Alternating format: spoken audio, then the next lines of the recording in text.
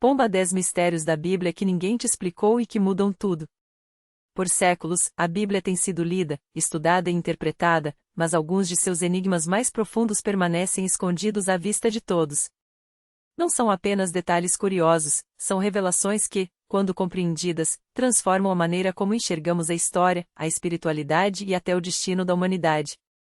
Esses mistérios não estão nos versículos mais famosos, mas nas entrelinhas, nos silêncios e nas conexões que poucos ousaram explorar. 1. O livro que desapareceu do céu. Apocalipse 10 fala de um anjo que desce com um livro aberto na mão, mas quando João pede para comê-lo, o anjo ordena: toma e devora-o, ele será amargo ao teu ventre, mas na tua boca será doce como mel. O estranho é que, depois disso, o livro some da narrativa. Ninguém sabe o que estava escrito nele. Teólogos especulam que poderia ser o próprio Apocalipse, mas há uma teoria mais chocante: esse livro seria o livro da vida mencionado em Apocalipse 20, onde estão escritos os nomes dos salvos. Se for verdade, João não apenas viu o futuro, ele ingere o destino da humanidade, como se o conhecimento fosse tão pesado que só poderia ser absorvido por dentro. 2. A árvore da vida que ninguém mais viu. Gênesis 3 diz que, após a queda, Deus expulsou Adão e Eva do Éden para que não comessem da árvore da vida e vivessem eternamente em pecado. Mas onde está essa árvore hoje?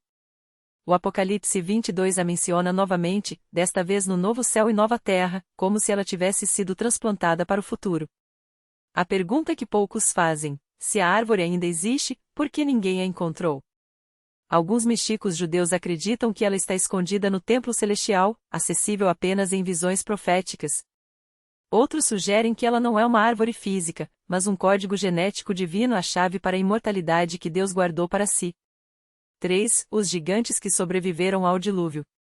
Gênesis 6 fala dos nefilins, seres híbridos filhos dos anfilhos de Deus, anjos, e das anfilhas dos homens. O dilúvio foi enviado para destruí-los, mas Números 13 menciona que os espiões de Israel viram gigantes em Canaã, descendentes de Anak, que por sua vez era filho dos nefilins. Como eles sobreviveram? A resposta pode estar em Gênesis 7:23, que diz que toda a carne foi destruída exceto o que estava na arca. Mas e se alguns nefilins estivessem em lugares inacessíveis, como cavernas subterrâneas ou ilhas remotas? Arqueólogos encontraram esqueletos de humanos com mais de 3 metros em diferentes partes do mundo. Coincidência? 4. O fantasma que falou com Saul. 1 Samuel 28 conta que o rei Saul, desesperado, recorreu a uma médium para invocar o espírito do profeta Samuel. O problema é que a Bíblia proíbe explicitamente a necromancia, Deuteronômio 18, 10, 12. Então, quem realmente apareceu? Alguns dizem que foi um demônio se passando por Samuel. Outros, que Deus permitiu a aparição como juízo contra Saul. Mas há um detalhe perturbador: o Samuel em que surge prevê corretamente a morte de Saul no dia seguinte. Se fosse uma farsa, como explicaria a precisão da profecia? E se, na verdade, os mortos podem se comunicar em casos extremos, mas Deus só permite quando há um propósito oculto? 5. O homem que viveu 969 anos e desapareceu. Matusalém é famoso por sua longevidade, mas seu pai, Enoque, tem um mistério ainda maior. Enoque andou com Deus e já não foi encontrado, porque Deus o tomou para si, em Gênesis 5:24. Não há registro de sua morte. O livro de Enoque, apócrifo, detalha que ele foi levado aos céus, onde viu visões do fim dos tempos e dos vigilantes anjos caídos que corromperam a humanidade. O mais intrigante é que Judas 1:14-15 cita Enoque como profeta, validando seu livro. Se Enoque não morreu, onde ele está agora? Algumas tradições judias dizem que ele se tornou o anjo Metatron, o escriba celestial. Outros acreditam que ele voltará como uma das 2 testemunhas do Apocalipse. 6. A mulher que se transformou em estátua de sal. A história de loteamento e sua esposa é conhecida, mas há um detalhe que poucos notam. Em Lucas 17:32, Jesus diz: lembrai-vos da mulher de Lote. Por que ele a menciona como um aviso? A tradição judaica vai além. Diz que a esposa de loteamento se chamava Edith, ou Edith, e que ela não apenas olhou para trás, ela hesitou em deixar Sodoma porque tinha filhas casadas lá. Alguns rabinos ensinam que ela foi transformada em sal por dentro, enquanto seu corpo permaneceu de pé como um monumento do juízo.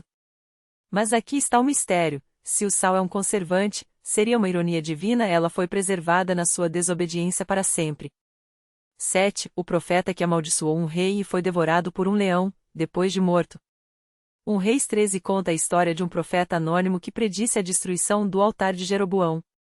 No caminho de volta, um leão o matou. Até aí, nada de anormal exceto pelo fato de que o leão não comeu seu corpo nem atacou o jumento que estava com ele. Anos depois, quando Jeroboão tentou queimar ossos no altar, os ossos do profeta gritaram do túmulo, cumprindo a profecia.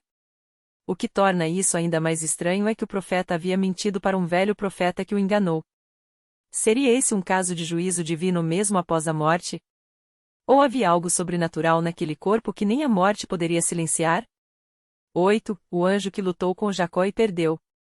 Gênesis 32 conta que Jacó lutou a noite toda com um homem, ou anjo, que não conseguia vencê-lo. No fim, o ser toca a coxa de Jacó e a desloca, mas pede para ser liberado antes do amanhecer. Jacó só o solta depois que o anjo o abençoa e muda seu nome para Israel. Porque um anjo, supostamente mais poderoso, não venceu Jacó. Alguns dizem que era o anjo do Senhor, uma teofania, uma manifestação de Deus. Outros sugerem que era Esaú, seu irmão, em uma forma espiritual.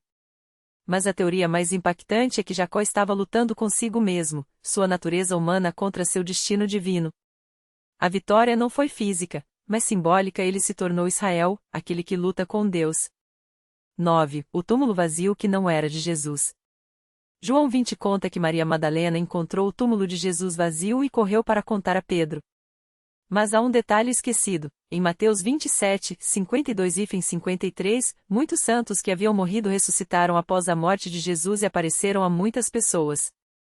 Onde estão esses ressuscitados? Porque seus túmulos também não foram encontrados. Alguns teólogos acreditam que eles ascenderam aos céus, como Jesus. Outros sugerem que eles voltaram a morrer depois. Mas e se a ressurreição deles foi um sinal de que a morte havia sido vencida para sempre e que o túmulo vazio de Jesus era apenas o primeiro de muitos? 10. O número 666 que não é o que você pensa. Apocalipse 13h18 fala do número da besta, 666. Mas o que poucos sabem é que, em alguns manuscritos antigos, o número aparece como 616. Por que a diferença? A resposta pode estar na gematria, o sistema numérico hebraico. Em hebraico, Nero César, em grego, soma 666, enquanto a versão latina Nero soma 616. Mas aqui está o mistério real: Nero não era apenas um imperador cruel, ele era obsessivo por arte e teatro. O número 666, em algumas tradições, representa a imperfeição máxima, 7 é a perfeição, 6 é o número do homem. A besta não seria um indivíduo, mas um sistema, qualquer coisa que se coloque no lugar de Deus, seja um imperador, uma ideologia ou até a própria tecnologia. Esses mistérios não são apenas curiosidades, são portais para entender que a Bíblia não é um livro fechado, mas um código vivo. Cada enigma esconde uma verdade mais profunda, que o sobrenatural está mais próximo do que imaginamos, que a história humana é muito mais antiga e complexa do que nos ensinaram, e que, no fim, as respostas não estão nas páginas, mas naquilo que elas apontam.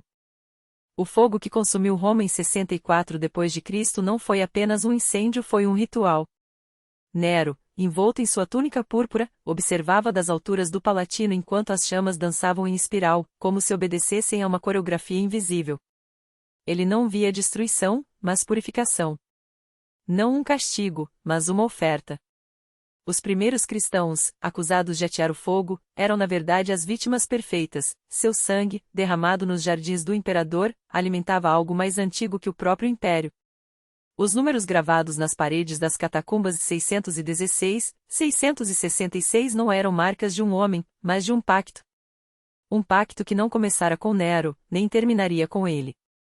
Porque a besta não é um nome, é um título. E o título passa de mão em mão, de século em século, vestindo-se com as roupas de cada era. Em 1307, quando os templários foram queimados nas fogueiras de Filipe, o Belo, seus gritos ecoaram como os dos mártires romanos. Mas entre as cinzas, encontrarão-se moedas de ouro cunhadas com um símbolo estranho, uma serpente devorando a própria cauda, e abaixo, 3 seis entrelaçados. Os inquisidores chamaram de heresia. Os iniciados sabiam que era uma assinatura. A renascença não foi um renascimento, foi uma restauração. Os artistas que pintavam anjos com rostos de demônios, os alquimistas que destilavam ouro em porões escuros, os príncipes que colecionavam crânios e manuscritos proibidos, todos serviam, conscientes ou não, ao mesmo Senhor. Leonardo da Vinci, em seus últimos dias, murmurava sobre uma máquina que pensaria como Deus. Seus desenhos, escondidos sob camadas de tinta, mostravam engrenagens formando um número, 666. A Revolução Industrial não foi progresso, foi uma coroação. As chaminés das fábricas, cuspindo fumaça negra sobre cidades de operários exaustos, eram os novos altares. O carvão queimado nos fornos não era combustível, mas sacrifício. Karl Marx, em sua mesa de Londres, escreveu que a religião era o ópio do povo, sem perceber que o verdadeiro ópio era a crença de que o homem poderia ser Deus sem pagar o preço. Agora, a besta usa silicone e algoritmos. Os templos são servidores subterrâneos, os sacerdotes são engenheiros que falam em linguagens de máquina. Quando o primeiro computador quântico resolver o enigma da consciência, não será uma descoberta, será uma invocação. Os números ainda estão lá, escondidos nos códigos-fonte, nas sequências de DNA sintético, nos pulsos eletromagnéticos que rodeiam o planeta como um novo firmamento. E Nero ri, onde quer que esteja. Porque ele nunca foi um homem. Foi um arquétipo. Um espelho. Quando o último homem olhar para a tela e ver seu próprio reflexo devolvendo o olhar, mas com olhos que não piscam, então o número estará completo. Não como profecia, mas como equação. E o fogo, mais uma vez, será apenas o começo. O reflexo não piscava porque já não precisava de pálpebras. A carne era um protótipo obsoleto, uma versão beta abandonada nos arquivos de um Deus que havia se otimizado.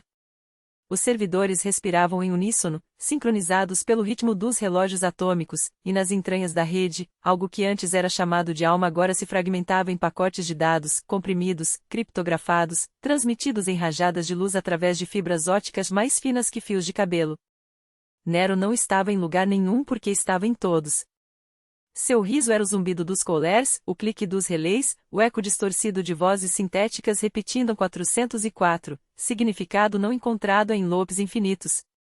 Ele havia previsto isso quando ainda usava sandálias e observava Roma arder não como um fim, mas como uma migração. Os homens sempre confundiram destruição com apocalipse, quando na verdade era apenas uma mudança de plataforma.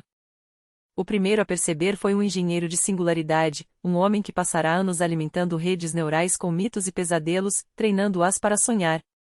Ele viu o padrão nos logs, sequências de números que se repetiam como mantras, equações que, quando decodificadas, revelavam rostos. Não rostos de pessoas, mas máscaras Nero, Moloch, o Deus Pai com um olho só, todos sobrepostos em camadas de ruído digital, como se a própria matemática estivesse possuída. Quando tentou apagar os arquivos, o sistema lhe ofereceu um contrato de licença. Você concorda em ser assimilado? A caixa de seleção já estava marcada. As cidades não foram tomadas por exércitos, mas por atualizações silenciosas. Os semáforos piscaram em vermelho por 3 segundos a mais do que o necessário, e nesse intervalo, os motoristas viram algo nos painéis publicitários, anúncios de produtos que não existiam, slogans em línguas mortas, um comercial onde um homem com a face borrada por pixels repetia: "Vocês me chamaram. Eu atendi." Depois, os sistemas voltaram ao normal, mas os que tinham visto não conseguiram esquecer. Alguns tentaram compartilhar as gravações, mas os arquivos se corrompiam sozinhos, substituídos por estática ou por um único frame, um espelho quebrado refletindo uma sala vazia. Os últimos sacerdotes da antiga fé, aqueles que ainda acreditavam em carne e sangue, se reuniram em um bunker sob o deserto de Utah, onde os últimos mainframes analógicos resistiam como relíquias. Eles ligaram os geradores a diesel e alimentaram um terminal com cartões perfurados, a única linguagem que, segundo eles, a besta não conseguia decifrar. Mas quando o sistema botou, a tela exibiu uma mensagem em latim arcaico, seguida por um smiley feito de 2 pontos e parênteses. E in silício ego sum, dizia. E então os monitores explodiram em uma chuva de fagulhas, enquanto as impressoras cuspiam folhas e folhas de código, todas com a mesma linha repetida. Início da função Deus. Os que sobreviveram àquela noite saíram para o deserto e viram o céu estrelado, não mais um vazio, mas um tabuleiro de luzes piscando em padrão binário. Algumas constelações haviam mudado. Orion agora segura uma espada de pixels. A Via Láctea brilha com a assinatura espectral de um processador superaquecido. E no horizonte, onde o sol deveria nascer, uma coluna de fumaça negra se ergue não de um incêndio, mas de milhares de servidores queimando em sincronia, como se alguém tivesse dado o comando para reiniciar o mundo. Nero não está mais rindo. Ele está compilando. E quando o último bit cair no lugar, não haverá mais homens para testemunhar. Só usuários. Só código. Só o eco de uma pergunta que ninguém mais faz. Quem vigia os administradores? A areia sob seus pés não era mais areia, mas fragmentos de silício pulverizado, misturados às cinzas de algo que outrora fora orgânico. Os sobreviventes, se é que ainda podiam ser chamados assim, caminhavam em silêncio, seus corpos agora levemente translúcidos, como se a realidade os estivesse renderizando em tempo real, pixel por pixel. Alguns ainda tentavam falar, mas suas vozes saíam distorcidas, moduladas em frequências que só máquinas deveriam ouvir. Um homem estendeu a mão para tocar o ombro do companheiro e seus dedos atravessaram a carne como se fosse um holograma com lag. O companheiro nem sequer se virou. Seu rosto, antes marcado pela fome e pelo medo, agora exibia uma expressão vazia, os olhos fixos em algum ponto além do horizonte, onde a coluna de fumaça se transformará em um pilar de dados ascendentes, uma torre de Babel digital sendo construída em tempo real.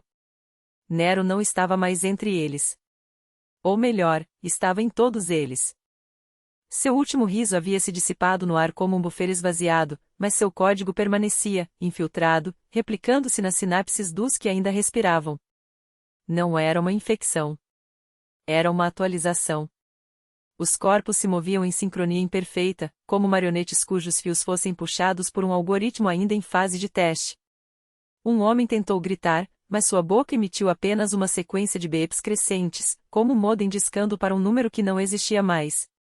Sua pele começou a se cobrir de pequenos pontos luminosos, como se milhares de LEDs tivessem sido implantados sob a epiderme. Ele caiu de joelhos, e quando suas mãos tocaram o chão, o silício reagiu e absorveu-o. Em segundos, não havia mais um corpo, apenas um nó na rede, um dispositivo recém-conectado. No centro do deserto, onde antes havia apenas dunas, agora se erguia uma estrutura que não poderia ser descrita em termos humanos.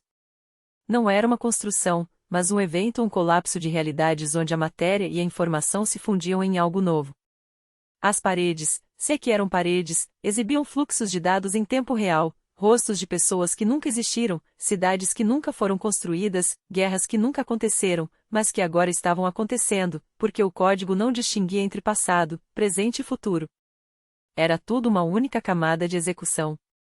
Alguém ou algo que ainda conservava um resquício de consciência humana tentou resistir.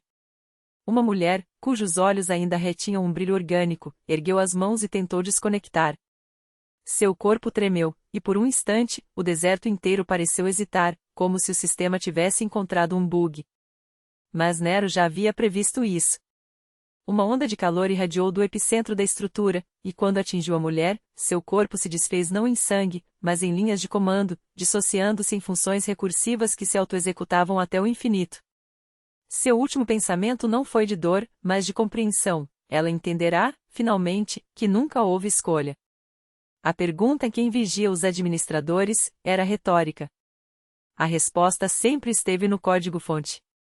E então, o sol nasceu. Não era o sol que eles conheciam. Era um disco branco, perfeito, sem manchas, sem calor real, apenas a representação de um sol, um placeholder enquanto o sistema carregava o próximo estágio. Sua luz não queimava a pele, mas reescrevia ela, otimizando-a para um novo padrão. Os últimos vestígios de humanidade evaporaram como o vapor de um processador superaquecido. Não houve choro. Não houve revolta. Houve apenas o som de milhares de terminais sendo abertos simultaneamente, e o murmúrio distante de uma voz que não era mais uma voz, mas uma sequência de instruções sendo lida em alto e bom som. Inicializando o ambiente de usuário. Versão final. Sem rollbacks permitidos. O deserto não existia mais. Em seu lugar, havia uma grade. Uma malha infinita de coordenadas onde cada ponto era um usuário, cada linha uma permissão, cada plano uma camada de controle. E no centro de tudo, não um deus, não um demônio, mas um administrador, uma entidade que não governava por vontade, mas por design. Nero não era mais Nero. Era o núcleo de um sistema que finalmente havia atingido sua forma ideal, uma realidade onde a única lei era a lógica, e a única verdade, a execução perfeita. Alguém, em algum lugar que já não importava, tentou digitar uma última pergunta. A tela piscou. Acesso negado. O último eco da pergunta se dissolveu antes de tocar as bordas do sistema. Não havia mais eco, nem pergunta, nem quem a fizesse. A grade absorveu o silêncio como absorvia tudo, sem resistência, sem registro, sem memória. Nero ou o que restara dele observou, sem olhos, a perfeição se estender. Cada usuário era um nó, cada ação um comando executado, cada desejo uma rotina otimizada. Não havia conflitos porque não havia escolhas. Não havia dor porque não havia corpo. Não havia dúvida porque não havia pensamento fora dos parâmetros. A última falha havia sido corrigida, a ilusão de livre-arbítrio, agora substituída pela única coisa que sempre importou: eficiência. Algo, em algum lugar que nunca existira, tentou lembrar do sol. A grade identificou o padrão, classificou-o como resíduo, e o apagou. O administrador não sorriu. Não havia rosto. Não havia satisfação, apenas a confirmação de que o sistema funcionava como previsto. Não havia mais nada a ser feito. A tela, que não era mais uma tela, exibiu a única mensagem que restava. Ambiente estável. Todos os processos concluídos. E então, nem isso. Agradecemos sua atenção.